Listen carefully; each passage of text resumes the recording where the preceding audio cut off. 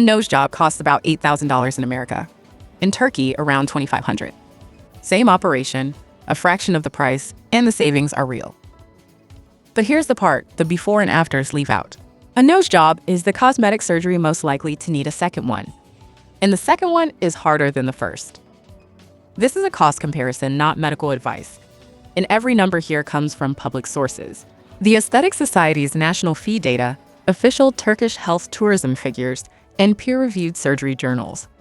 We don't name clinics, and we don't take a cut from anyone. We just put the savings and the catch on the same table.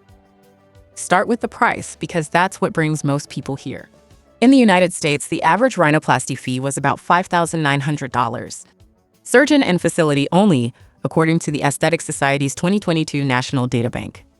Add anesthesia, tests, and the operating room, and the all-in number usually landed between $7,000 and $10,000, and up to $15,000 for a complex case.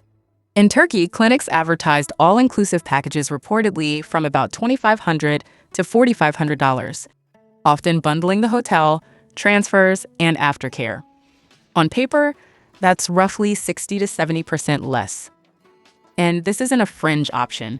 By official figures, Turkey drew around 1.5 million international health visitors in 2024, up from about 400,000 in 2015, generating roughly $3 billion. The savings are real, and the destination is real. So why the gap? It isn't that the surgery is somehow lesser. The math is mostly structural. Lower facility and staffing costs, a currency advantage, and a package model built around high volume. When a country performs this many procedures, the price per case falls. That's the honest case for going abroad. But a low sticker price answers only one question, and it's not the one that should worry you most.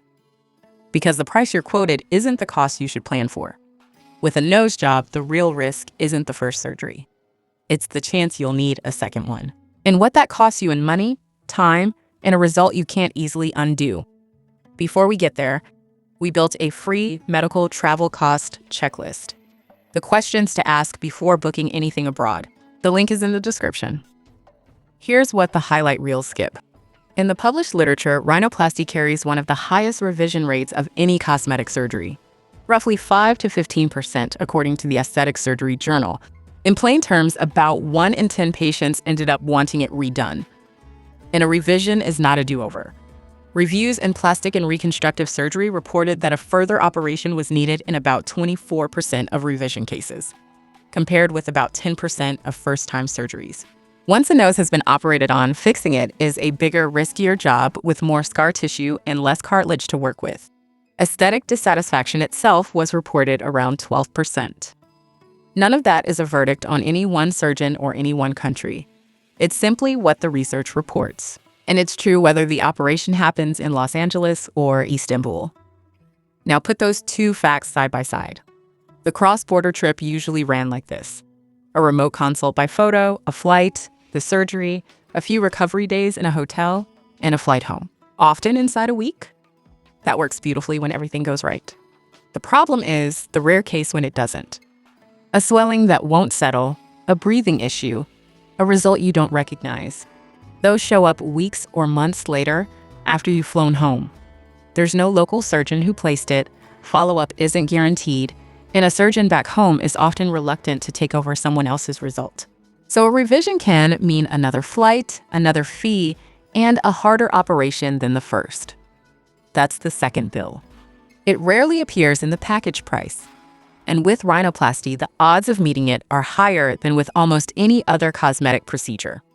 So here's the honest picture. The savings are real.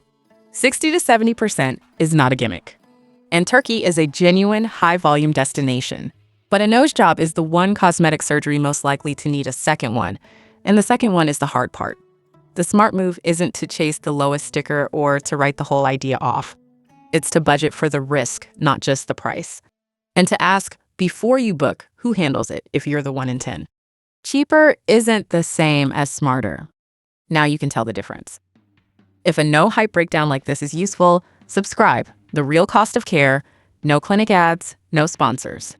And I want your take. Would you cross a border for a nose job to save $5,000, or does the 1 in 10 revision risk settle it? Tell me below. You shouldn't have to go broke to feel whole.